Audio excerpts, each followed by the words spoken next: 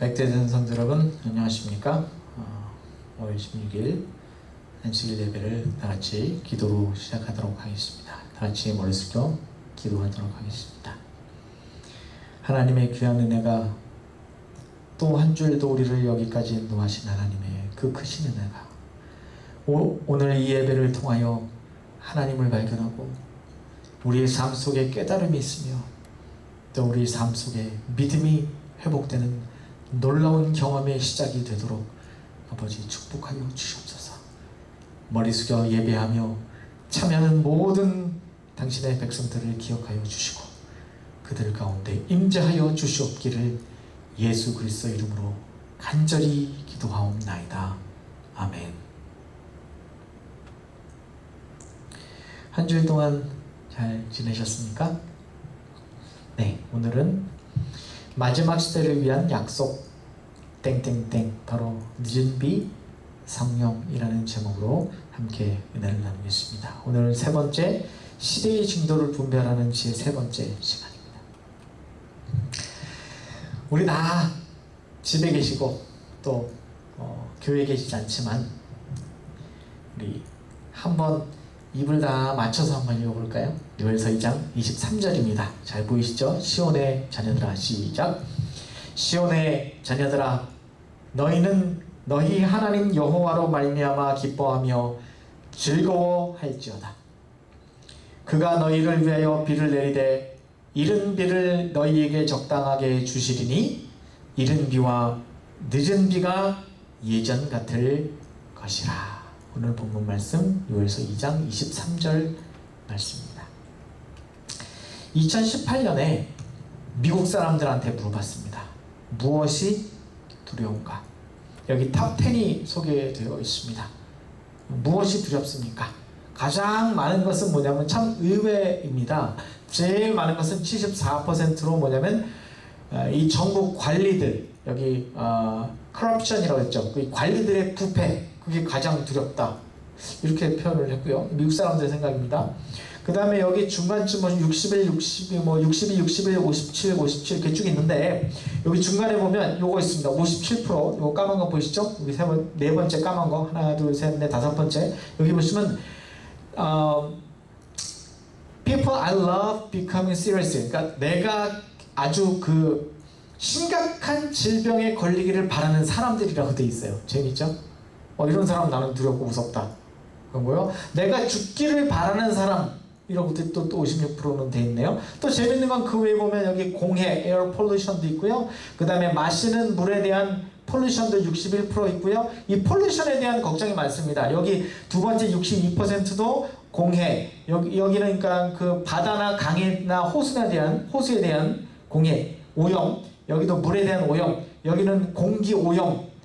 이런 거 보면 우리 백투에덴이 이 되살리기 위해서 정말 많은 노력이 필요하다 하는 생각이 갖기도 하고요. 백투에덴이 정말 맞다 하는 생각이 들기도 합니다. 사람들은 이런 걸 두려워하는 것 같아요.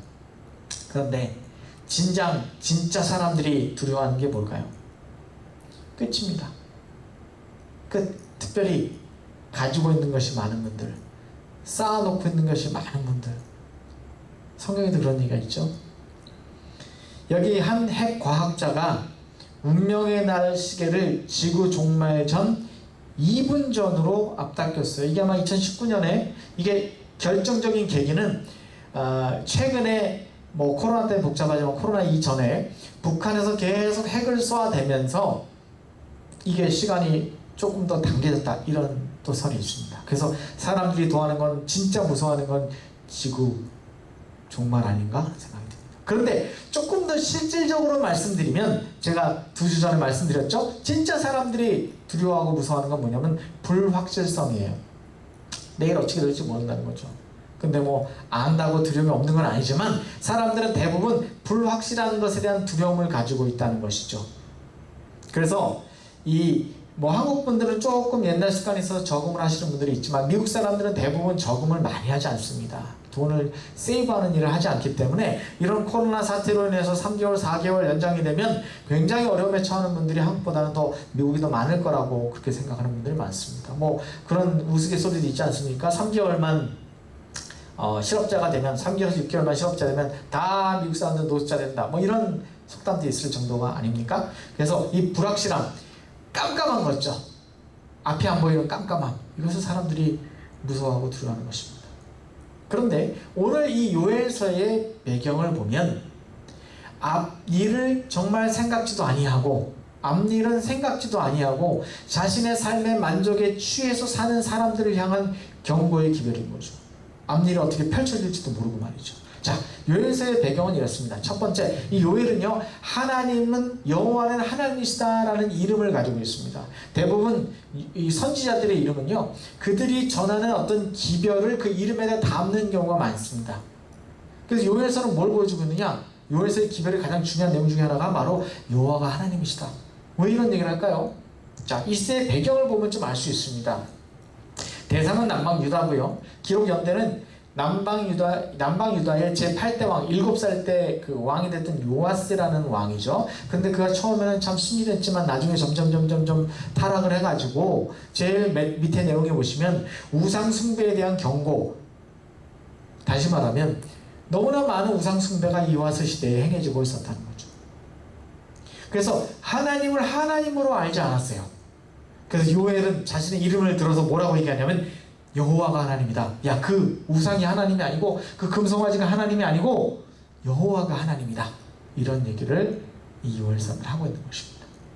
그래서 이 여호와는 하나님이다 라고 하는 이 말의 또 주제, 특별히 요엘서의 주제가 핵심 단어를 보면 여호와의 날이라고 하는 말이 나와요.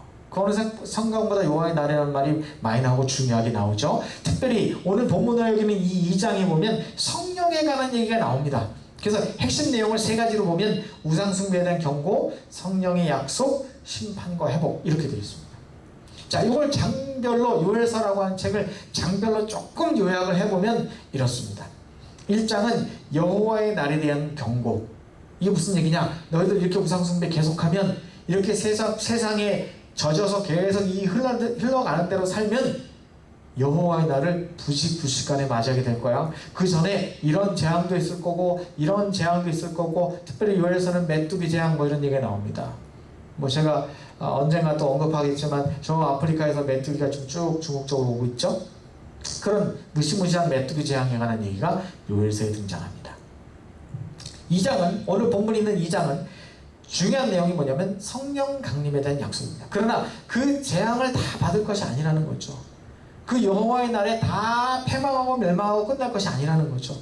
어떤 사람들이 있을 것이냐면 성령의 약속을 받고 성령을 힘입을 사람이 있을 것이라는 것입니다. 그리고 마지막 이야기 3장은 회복에 관한 얘기가 있다는 것입니다. 그런데 이 회복은 반드시 무엇을 전제로 하느냐? 심판을 전제로 합니다. 그래서 심판이 있고 회복이 있다. 이것이 요엘서의 주제입니다. 그래서 여호와의 날에 대한 경고가 있을 것이고 성령에 대한 약속이 있을 것이고 심판과 회복이 있을 것이고, 아마 유대인들이 보는 성경책 중에 제일 많이 마지막에 보는 성경책 종류가 이런 성경책이라고 합니다. 예를 들면 스가랴, 그 다음에 요엘 이런 책들이요. 왜 이 책들은 제일 마지막에 유대인들도 보냐면, 구약만 갖고 있는 유대인들도 마지막에 보냐면 예언서기 때문에 해석이 어려워요. 그래서 그렇다는 거죠. 그런데 우리는 신약이라고 하는 성경을 가지고 있기 때문에 이 요엘서의 이 이야기가 단순히 이스라엘 백성들을 향한 이야기로 끝나는 것이 아니고 마지막 시대도 똑같은 이런 패턴으로 반복된다는 사실을 깊이 깨우치고 알아야 한다는 것입니다.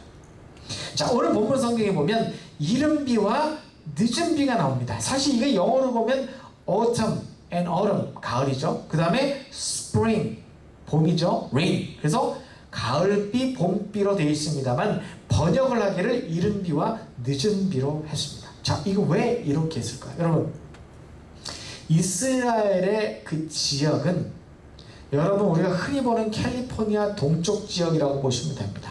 캘리포니아 동쪽은 어때요? 보시는 것처럼 사막입니다. 거기도 지중해 해안성 기후. 그래서 이 해안가 쪽은 지금 우리 LA처럼 요런 정도 기후고, 그 다음에 약간 내륙 쪽으로는 아시는 것처럼 여기 캘리포니아 동쪽과 비슷하다고 보시면 됩니다. 저기 뭐 인디안 웰스 지나가면서 보면 전부 다 사막이죠. 뭐 그렇다고 보시면 됩니다. 그래서 무엇이 굉장히 귀하냐면 물이 귀합니다. 그래서 가는 곳마다 무엇을 파냐면 우물을 파죠. 여러분 뭐 성경에 등장하는 야곱의 우물이 뭐 이런 얘기 나오지 않습니까? 그런 이유는 뭐냐면 물이 귀하기 때문에 그래요. 그런데 이 물이 귀한 사막에도 이 캘리포니아 같은 날씨에도 1년에 2번은 비가 오는 것입니다. 여기하고 또 조금 다른 게 있습니다만 지중해 한성 기후가 오리지널은 그 지중해 해양이죠. 그래서 거기는 비가 1년에 2번 정도 옵니다. 어떻게 보면 되냐면 이른 비라고 해서 이게 autumn, fall이라고 하는 가을에 비가 오는 걸 이른 비라고 해요. 농사의 파종기 때, 즉 씨앗이 잘 자라기 위해서 씨앗을 뿌리면 그때 물이 많이 필요하죠. 그때 씨앗을 뿌릴 때 내리는 비, 즉 이스라엘 기준으로 말하면 10월에서 11월쯤 내리는 비가 있습니다. 그 비를 가을비 혹은 이른비라고 얘기합니다. 그리고 이것은 상징적으로 볼 때 이제 잠시 후에 등장합니다만 초대교회 시작 때의 성령의 능력으로 교회가 태동하는 것을 상징으로 얘기합니다. 잠시 후에 이제 신약성경이 그렇게 등장을 합니다. 그래서 이른비, 그러면 이른비 성령, 왜 이른비 성령이라고 말하느냐? 초대교회 시대에 교회가 태동할 때 여기 위에 있는 이 농사의 비유를 들어 얘기하는 것처럼 이때처럼 그 파종기 때, 즉 교회의 처음 시기 때 성령의 능력이 필요했어요. 그래서 초창기 때 이 이른비를 이른비 성령이라고 얘기하는 것입니다. 그런데 아직 일어나지 않은 이 늦은 비가 있어요. 이 늦은 비는 언제 일어나는 것이냐면 농사의 추수기 때, 즉 곡식이 잘 여물어서 이 여무는 것을 돕기 위해서 내리죠. 그 다음에 해가 또 쫙 나지 않습니까? 그럴 때 내려야 하는 비가 있어요. 이게 뭐냐면 3월에서 4월 사이에 내리는 비입니다. 그리고 5월 달에 추수를 합니다. 주로 이제 밀 위주로 하니까 이렇게 하겠죠? 이렇게 하는 거죠. 그래서 이 늦은 비는 뭘 상징하냐면 제가 오타 같네요. 마지막 교회가 성령의 능력으로 승리하고 재림을 준비하기 위해서 마지막 교회에게 내리는, 즉 마지막 시대의 마지막 환난과 또 어려움을 다 극복하고 예수님의 재림, 즉 추수죠. 추수. 그 마지막 재림을 준비하는 그런 일을 위해서 승리하기 위해서 하나님 백성들에게 허락된 성령의 능력을 말합니다. 여기 대전서 611쪽에는 이렇게 표현합니다. 복음 사업의 시초에 귀중한 씨앗의 발화를 위하여 성령을 부어주심으로 이른비를 주신 것처럼 그 사업의 종말에는 늦은 비를 주셔서 추수할 곡식을 무르게 하실 것이다. 여기 이렇게 되어 있어요. 복음 사업의 시초에 이른비를 주신 것처럼, 다시 말하면 이 이른비는 무엇을 상징을 하냐면 이른비 성령이 내림으로 인하여 복음 사업의 시초에 그 씨앗이 나오고 그것이 발화할 수 있도록 성령을 부어주심으로 이른비를 주신 것처럼이라고 이 대댕투는 표현하고 있다는 거죠. 그러므로 그 사업의 종말에, 즉 예수님이 재림하시기 전에 늦은 비, 여기도 역시 성령이겠죠? 늦은 비를 주셔서 그 성령을 부어주심으로 추수할 곡식, 하나님의 백성들을 무르게 이르게 할 것이다 하는 표현이 등장하고 있는 것입니다. 그러므로 이른비 성령의 예를 보면 늦은비 성령을 마지막 시대 하나님 백성들이 받기 위해서는 이른비 성령이 어떻게 내렸는지를 보면 됩니다. 자, 여기 누가복음 2장 49절에 이렇게 표현하고 있습니다. 볼지어다 내가 내 아버지께서 약속하신 것을 너희에게 보내리니 너희는 위로부터 능력으로 입혀질 때까지 이 성에 머물러라. 이건 예수님이 누가복음 24장에 예수님이 이제 돌아가시기 얼마 전에 제자들에게 말하기를 너희가 막 다른 데 가지 말고 위로부터 능력, 즉 성령께서 임하시기 전까지는 여기 머물러 있어라. 예루살렘에 머물러 있어라. 이렇게 얘기했어요. 또 여기 보니까 요한복음 14장에도 이렇게 표현하셨죠. 내가 아버지께 구하겠는데 그가 또 다른 보혜사를 너에게 보내줄 거야. 그리고 그가 영원토록 함께 할 거거든. 이렇게 얘기하셨어요. 이 보혜사, 성령을 얘기하는 거죠. 또 다른 성령절 사도행전 1장 8절에는 너희가 권능을 받고 사마리아와 땅끝까지 이르러 너희가 복음을 전할 거야. 근데 성령을 받으면이라고 얘기했거든요. 그래서 그 성령을 받기 위하여 어떤 일을 했는가 하냐면 여기 사도행전 1장 14절에 보니까 여자들과 예수의 어머니 마리아와 예수의 아우들로 더불어 마음을 같이하여 오로지 기도에 힘썼다고 했어요. 왜 기도에 힘썼느냐? 성령을 받기 위하여 기도에 힘썼다고 그렇게 표현하고 있는 것입니다. 자, 하나의 예를 봅시다. 이건 하나의 예입니다. 자, 여기 욥에게 내려진 이른비와 늦은비라고 하는 하나의 예시를 봅시다. 욥은요, 처음에 보면 순전하고 정직했다 그랬고 하나님을 경외했다고 그랬습니다. 그가 악에서 떠난 자로 했어요. 그래서 그는 동방에서 가장 큰 부자였다고 그랬습니다. 그가 하나님을 얼마나 신실하게 믿었든지 그에게 성령께서 역사하시고 그 성령의 역사로 말미암아 욥기 1장에 보면 얼마나 순진하고 정직했는지 자기가 짓지 않은 죄가 있을지도 몰라. 그래서 매일매일 제사를 드리고 그 자녀들을 위하여 권속들을 위하여 매일매일 예배 드리는 일을 했어요. 이것은 성령의 능력이 그 욥에게 임한 역사입니다. 인간은 인간 스스로 나 예배해야지, 하나님 믿어야지 하는 일을 지속하기가 굉장히 어렵습니다. 요즘같이 코로나가 지금 우리가 지금 3월 둘째 주부터 예보 못했으니까 벌써 2달이 됐어요. 만 2달. 만 2달 동안 여러분 집에서 예배 드리시니까 어떻습니까? 막 믿음이 솟아나십니까? 지금 지지난주부터 보니까 난 더 이상 못 참겠다고 한두 번 나오시는 분이 계세요. 제가 최대한 나오지 마시라고 해도 나 정말 집에서 혼자 하니까 이거 예배도 안 드려주기 힘듭니다. 이런 사람들이 계세요. 우리가 한 6월달쯤에는 예배를 다 나오시지 못하겠지만 나오실 수 있는 분들은 나오시는 걸 지금 진지하게 고려하고 있습니다. 그런데 혼자 예배드리는 건 참 어려운 일이에요. 이렇게 영상으로 예배드리는 것도 어려운데 성령의 임함 없이 여러분 욥이 이렇게 할 수 있을까요? 어려운 거죠. 근데 욥에게 시련이 닥쳤어요. 어려움이 닥쳤어요. 욥이 굉장히 극심한 어려움을 겪습니다. 그리고는 욥이 뭐하냐고 하냐면 욥기 42장에 보면 욥이 자신의 삶을 철저하게 다시 회개합니다. 여러분 욥은요 의인이었다고 그랬어요. 의인이었음에도 불구하고 하나님이 없이는 안 된다는 사실을 욥은 욥기 42장에서 고백합니다. 내가 어리석었습니다 하는 걸 고백합니다. 그 다음에 뭐가 내리느냐? 또 다른 성령이 임하는 것입니다. 그리고 욥이 이렇게 고백합니다. 주께 대하여 귀로 듣기만 하여 썩다니 이제는 눈으로 주를 뵙습니다. 그리고는 전보다 더 큰 복을 받는 장면이 등장을 합니다. 이런 시전의 과정은 사람의 마음을 굳게 하고 그리고 때로는 하나님을 원망하지만 그 속에서 깊이 성령의 음성을 듣고는 회개하는 삶을 살게 되는 거죠. 그리고 하나님이 없이는 안 된다는 것입니다. 여러분이 회개라는 개념이 내가 도둑질하고 거짓말하고 미워하고 이런 것도 회개를 해야 되지만 정말 중요한 건 뭐냐면 진짜 무서운 죄는 뭐냐면 하나님 없이도 될 것 같은 것입니다. 하나님 없이도. 반대로 말하면 성령께서 우리 마음속에 역사하시면 철저하게 하나님이 필요하고 내가 아무리 의롭게 살아도 하나님이 필요하구나라는 사실을 깨닫는 것입니다. 욥은 그걸 깨닫는 것입니다. 자, 여기 사도행전 2장 38절을 보죠. 베드로가 이르되 너희가 회개하여 각각 예수 그리스도의 이름으로 침례를 받고 죄사함을 받으라. 그리하면 뭘 받으리라고요? 그리하면 성령을 받는 것입니다. 그러니까 성령을 받는 것은 여기 아주 중요한 조건이 있는데 첫 번째로 회개하라고 얘기하고 있어요. 여러분 이 회개는 제가 조금 아까 말씀드린 것처럼 도둑질한 것, 탐심을 품은 것, 남을 미워하는 것, 거짓말하는 것, 부모를 공경하지 않은 것 이런 것도 있지만 진짜 회개는 뭐냐면 하나님 없이 내 힘으로 살려고 했다는 것입니다. 심지어는 어려움이 닥치고 또 힘든 일이 생겼을 때 내 힘으로 이 모든 것을 해결해 보려고 하는 어리석은 생각들 이런 것입니다.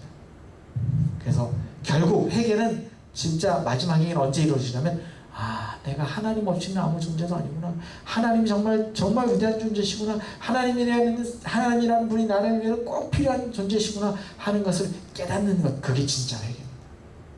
그럴 때 하나님이 꼭 필요할 때 우리 삶 속에 침례가 일어나는 거죠. 물론 우리가 물과 성령으로 라고 하는 표현이 성경에 있어요. 그래서 우리가 물로는 침례 받았습니다. 그러나 우리가 받아야 되는 성령의 침례는 매일매일 반복돼야 되는 거죠. 그게 언제만 가능하냐면 우리 삶 속에 하나님이 필요하다고 인정될 때만 가능한 것입니다. 그때 뭐가 임한다고요? 그럴 때야 성령께서 우리 가운데 임하신다는 것입니다. 그러면 늦은비 성령은 내가 성령 받고 싶어서 열심히 기도하면 그렇게 임하는 것이 아니라 철저하게 하나님이 필요한 분, 즉 성령이 필요하다고 깨닫고 성령을 간구하는 분에게만 온다는 것입니다. 가요법은 기별 2권에 있는 말씀을 한번 잠깐 읽어보죠.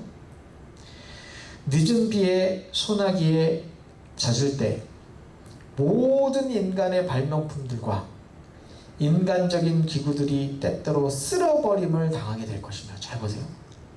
인간적인 위력의 한계선은 마치 구부러진 갈대처럼 되어 버리고 성령께서는 생동력 있는 인간의 대리자를 통하여 확신적인 권능으로 말씀하실 것이다. 여기 잘 보세요. 가려복음기 2권에 보면 늦은 비에 소나기에 젖을 때 모든 인간의 발명품과 인간적인 기구들이 쓸어버림을 당한대요. 그리고 인간의 능력, 그 위력의 한계를 느낀다는 것입니다. 여러분, 코비드-19, 코로나 바이러스가 끝날까요? 언제 끝날까요? 끝날 것처럼 하다가 한국이 지금 어떻게 되었습니까? 중국이 어떻게 됐습니까? 우한에서 다시 엄청난 폭발이 일어나기 직전입니다. 한국은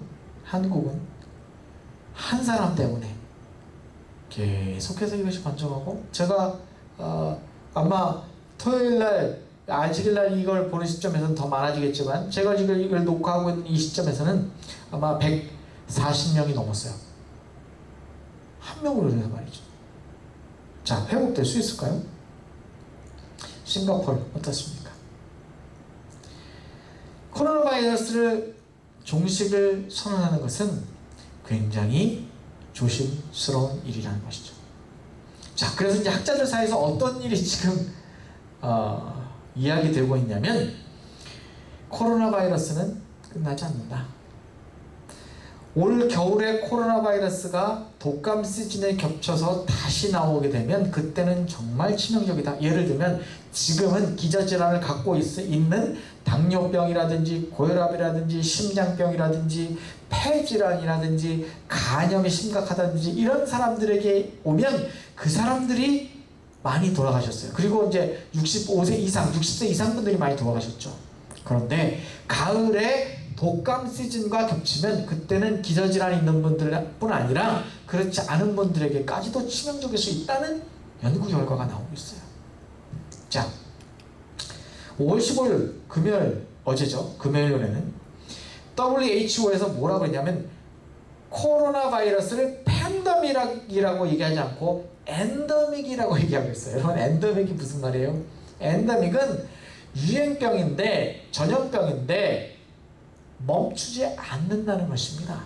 즉 코로나 바이러스는 아예 못 잡을 가능성이 있다, 이렇게 WHO에서 얘기했어요. 이거 정말 무서운 얘기 아닙니까? 이건 에이즈처럼 없어지지 않을 수도 있다는 것입니다. 정말 무시무시한 얘기가 나오고 있습니다. 그래서 이 WHO에서 얘기하고 있는 건 뭐냐면, 지금 이렇게 뉴스에, YTN 뉴스에 나온 얘기입니다. 코로나 바이러스가 지역사회에서 주기적으로 발병할 수 있다. 여기서 빵 터지고, 예를 들면 뭐 LA에서 빵 터지고, LA 이제 다 괜찮은 것 같아. 오렌지 카운티에서 다시 빵 터지고, 좀 괜찮은 것 같아. 샌디에고에서 빵 터지고, 뭐 저기 켄터키 주에서 빵 터지고, 그리고 몇 년 지났는데 다시 LA에서 빵 터지고, 이럴 수 있다는 것입니다. 그래서 이것을 팬데믹, 즉 전 세계적인 전염병이라고 표현했다가 엔데믹이라고 하는 얘기가 나오고 있어요. 이거 안 멈출 수도 있다. 그래서 우리가 뭘 준비해야 되느냐? 제가 이 얘기 잠깐 드렸었습니다. 코로나가 가져올 변화에 대해서 우리가 잘 생각해야 돼요. 사업을 하시는 분들, 저희에도 이제 사업하시는 분들 몇 분 계시죠? 장사하시는 분들 계시고, 그 다음에 뭐 비즈니스 하시는 분들도 계시고 다양하신데, 코로나 바이러스 코비드-19 이걸로 끝나지 않을 것이라는 예측하에 준비를 하셔야 된다는 거예요. 여러분, 지금 미국 경기가 뭐 V자 반등할 것이다, 일시적인 해보니까 전부 다 돌아올 거야, 천만에요. 여기 지금 학자들은 어떻게 보고 있냐면, 빨리 돌아오는데 최소 3년에서 심지어는 가장 최악으로 보면 10년까지도 걸릴 수 있다. 회복되는데, 이 경기가 회복되는데, 뭐 일부에서는 아니야, V자 반등이 있어서 뭐 한 3년 안에, 1년에서 3년 안에 다 회복될 거야. 그렇지 않을 수도 있다는 것입니다. 그게 뭐에 달렸느냐? 코로나 바이러스가 잡히느냐 안 잡히느냐에 달렸어요.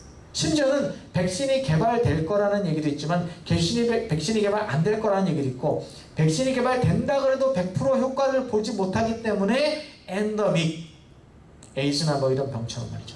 치료는 되겠지만 그 백신을 맞으면 치료는 되겠지만 저기서도 또 나오고 저기서도 또 나오고 이것이 계속 진행될 수도 있다는 얘기를 하고 있어요. 그래서 여러분 재미난 건요, 요즘 코로나가 가지고 이 코비드-19이라고 하는 이 바이러스가 가져온 전 세계적인 흐름은 굉장히 다양합니다. 여러분 금요일 저녁에 우리 김대성 목사님 설교를 계속 들으시면서 보셨죠? 독재자들이 출현할 가능성이 굉장히 높고, 사회나 이 비즈니스가 이제는 오프라인, 이제 뭐 마켓 중심의 그 실제로 물건을 가져가는 데서 이제 온라인으로 많이 바뀌고, 여러분 부동산도 여러분 집 같은 거 보면요 어떻게 많이 바뀌고 있는지 아세요? 버추얼로 바뀌고 있습니다. 옛날엔 사진 몇 장만 있었죠. 그게 아니에요. 요새는 그 집 하나를 광고하기 위해서 들어가 보면 이렇게 돌려보면 구석구석을 다 화면으로 볼 수 있게 돼 있어요. 다 바뀔 거라는 거죠. 직업 중에 상당히 많은 부분이 앞으로 없어질 건데, AI라고 그러죠. 이 자동화, 이게 생각보다 이 코로나 바이러스 때문에 빨리 올 거라는 예측을 하고 있습니다. 빨리 올 거다. 그래서 사람들이 더 많이 채용되는 쪽으로 가는 것보다는 사람들은 점점 채용이 오히려 줄어들고 AI, 자동화로 갈 거라는 거죠. 그래서 최근에 뭐 음식점도 보세요. 이게 이제 계속 이렇게 자리 잡을 수도 있습니다. 음식점 계속 이렇게 가다가 문을 좀 열었다가 다시 문을 닫을 수도 있어요. 지금 캘리포니아 이 LA 카운티는 이걸 3달 연장했다는 얘기도 있습니다. 그래서 사실 3단계, 4단계, 저희 교회는 3단계에 속해 있고요. 4단계는 이제 스포츠 행사나 공연 같은 것입니다. 그런 게 이제 4단계 행사에서 해석되는데, 아마 이 교회 예배가 제대로 드려질 수 있을까도 퀘스천입니다. 저희가 이제 시도는 해보지만 퀘스천이에요. 그래서 교회들도 뭔가 좀 생각을 많이 다르게 해야 되고요. 사업도 많이 달라야 되고요. 비즈니스 하는 분들 이거 생각을 많이 다르게 돼요. 이게 이제 조만간 끝난다면 뭐 정상으로 다 돌아오겠죠. 그러나 그렇지 않을 가능성도 생각을 해야 된다는 것입니다. 이거 생각 못하고 있으면 비즈니스 엄청나게 손해볼 것입니다. 이 빌딩 렌트 하시는 분들도 굉장히 생각을 많이 해야 될 거예요. 그럼 우리는 어떻게 될까요? 어떻게 될까요? 우리도 암울하잖아요. 이 시대가 어떻게 변할지 잘 모르잖아요. 그럼 우리는 어떻게 될까요? 다 읽읍시다. 또 우리에게는, 시작. 또 우리에게는 더 확실한 예언이 있어 어두운 데를 비추는 등불 같으니 날이 새어 샛별이 너희 마음에 떠오르기까지 너희가 이것을 주의하는 것이 옳으니라고 그랬어요. 그러니까 잘 모르겠어? 그러면 확실한 예언이 있잖아. 그 예언을 샛별이 떠오를 때까지, 우리 마음에 떠오를 때까지, 확신이 들 때까지 그 말씀을 주의하라는 것입니다. 이 불확실한 시대에 성령이 임할 거예요. 근데 그 성령은 어떤 사람에게 임할 것이냐? 회개하는 사람들, 매일 성령 침례를 받는 사람들에게 임할 거예요. 근데 내가 정말 하나님이 필요한지 어떻게 깨달으냐는 것입니다. 오늘은 필요했는데 내일은 안 필요할 수도 있잖아요. 어떻게 그렇게 하겠냐는 것이에요. 증언보감 1권입니다.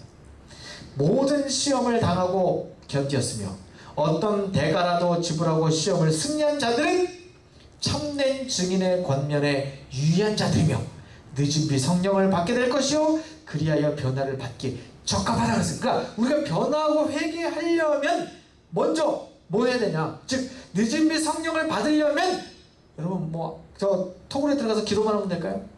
잘못하면 성령이 아니라 엉뚱한 영을 받을 수도 있습니다. 왜? 보세요.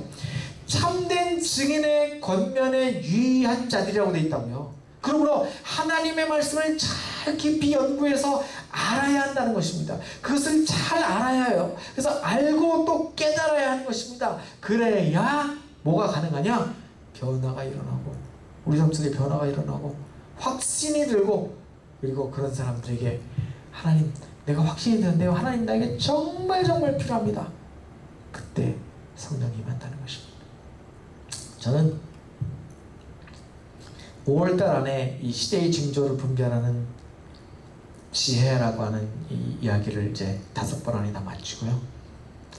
6월달부터는 이 레벨레이션, 재림에 관한 이야기를 하기 위해서, 예수님의 재림 맞을 준비를 하기 위해서 우리에게 주어진 예언서인 이 요한계시록을 좀 공부해 나가기를 좀 제대로 보기를 원합니다. 이것을 통해서 우리가 이 시대를 좀 분별할 안목을 좀 갖고, 조금 아까 바로 전에 말씀드렸었죠. 참된 증인의 권면에 유의한 자들이라는 표현이 있다는 거죠. 그러므로 하나님의 말씀에 유의해야 되는데, 이제 하나님은 여러분을 사랑하십니다. 하나님 여러분을 사랑하십니다. 물론 그런 설교도 해야 되겠지만, 이 시대에 만난 이 코비드-19이라고 하는 이것이 우리에게 왔기 때문에, 이것 때문에 일어날 많은 변화들, 제가 보니까 어제도 제가 어떤 장로님들에게 신방을 갔었는데, 그 장로님 그렇게 물어보시더라고요. 코비드-19라고 마지막 시대에 이거하고 좀 어떤 관계가 있습니까? 이런 걸 여쭤보신 분 있더라고요. 이거 궁금해하시는 분들이 많아요.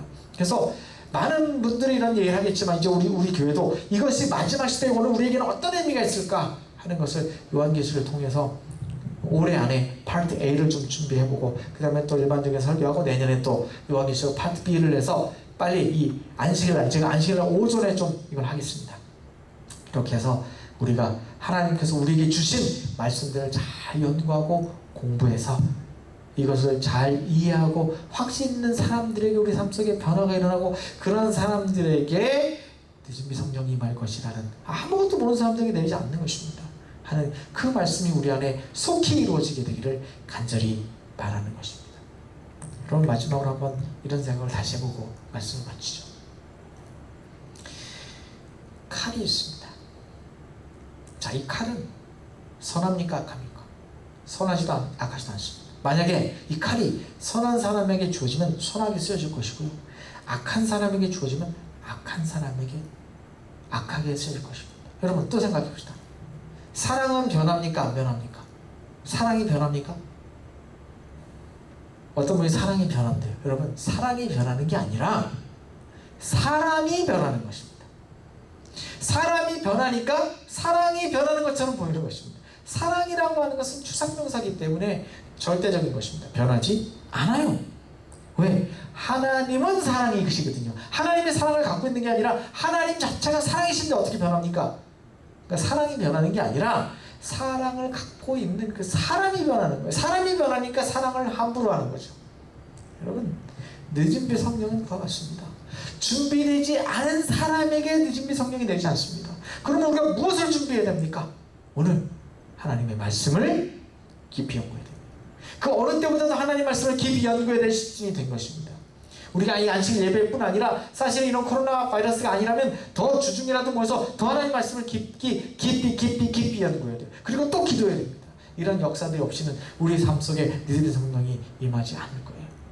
이것을 또 하나의 비유로 보면, 제가 오늘 올려놓지 않았지만, 이런 우리 예언의 신의 기별의 말씀, 이런 것도 있습니다. 마지막 시대에 이른비 성령을 경험하지 않은 사람들은 늦은비 성령을 받을 수 없다, 그런 말도 있어요. 이게 무슨 말입니까? 이른비 성령은 옛날에 내린 거 아닙니까? 아니요, 개인에겐 좀 다릅니다. 이게 무슨 말이냐? 아까 욥처럼 말이죠. 우리 개인에게 우리의 매일의 삶을 통해서, 제가 그렇게 표현했죠. 믿음은 경험이라고.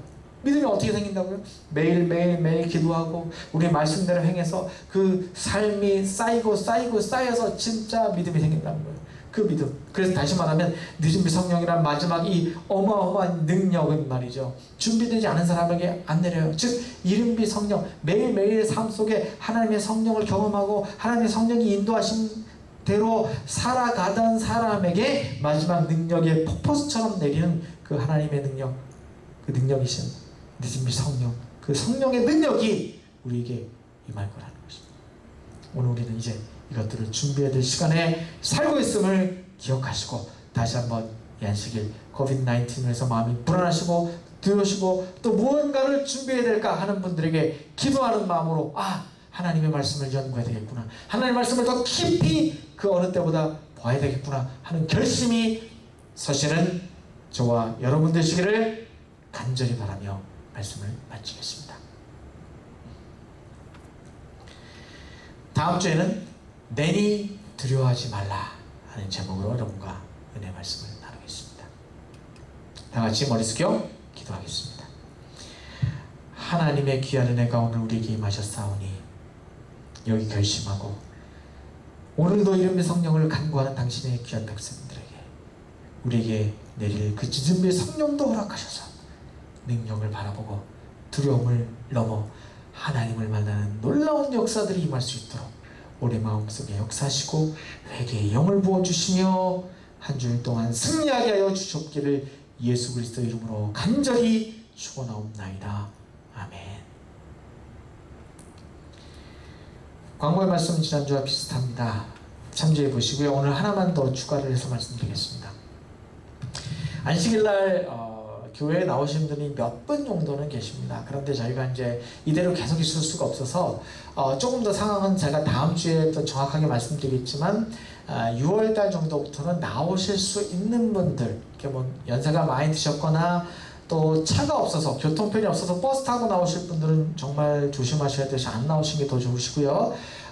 개인적으로 차가 있으시고 딱 집에서 나와서 여기만 교회만 딱 올 거다 이런 분들은 아마 6월 달에는 저희가 재개를 조심스럽게 생각하고 있습니다. 그리고 저희가 뭐 교우님들이 한 5, 60명 정도 오시는데 다 오시면 꽉 차, 어느 정도 이렇게 소셜 디스턴스를 유지할 수가 없습니다. 그래서 다 오시면 못할 거라고 생각하기 때문에 우리가 성만찬 예배 때처럼 한 칸씩 떨어져 앉고 또 의자를 한 3칸에 한 명씩 정도나 4칸에 한 명씩 정도 이렇게 넓게 앉아서 한 30명쯤은 예배 드리시지 않을까 하는 생각을 조심스럽게 해봅니다. 물론 오시면 저희가 이미 미리 그 기계를 살 겁니다. 그래서 체온 발열 측정기 살 거고요. 그 다음에 손 세정제, 그 다음에 여기 소독하는 거 다 제대로 할 겁니다. 물론 마스크 할 거고요. 우리 한 집사님이 우리 도네이션 해주셔서 혹시 부족한 분들은 이 교회 예배를 위해서 마스크를 좀 기증해 드리도록 할 겁니다. 그래서 그렇게 해서 아마 할 거기 때문에 6월 달부터는 그런 마음을 조금씩 가져주시고요.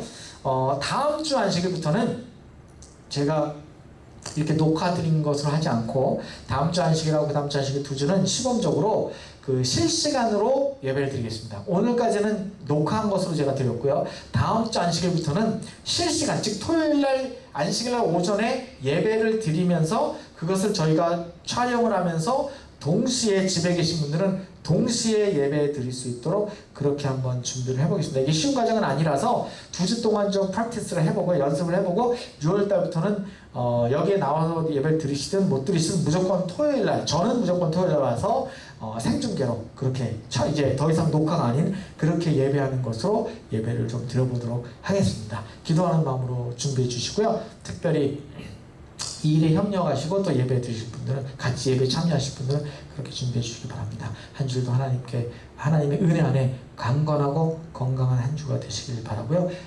또 광고 하나만 더 드릴까요? 우리 김성희 집사님, 우리 메이킴 집사님께서 조금 아프셔서 수술을 하셨습니다. 수술을 하셔서 우리 지난번에도 좀 말씀드렸었는데 이렇게 아주 작은 부분이지만 요도 쪽에 조그만 암이 하나 있으셨어요. 그래서 오늘 수술하셨습니다. 그래서 그분에서 좀 간절한 마음으로 잘 회복될 수 있도록 기도해 주시기 바랍니다. 그 외에 아프신 분들을 위해서 제가 여기 있는 것처럼 기도해 주시면 감사하겠습니다. 건강하고 행복한 한 주 되시길 바라고요. 다음 주에 뵙도록 하겠습니다.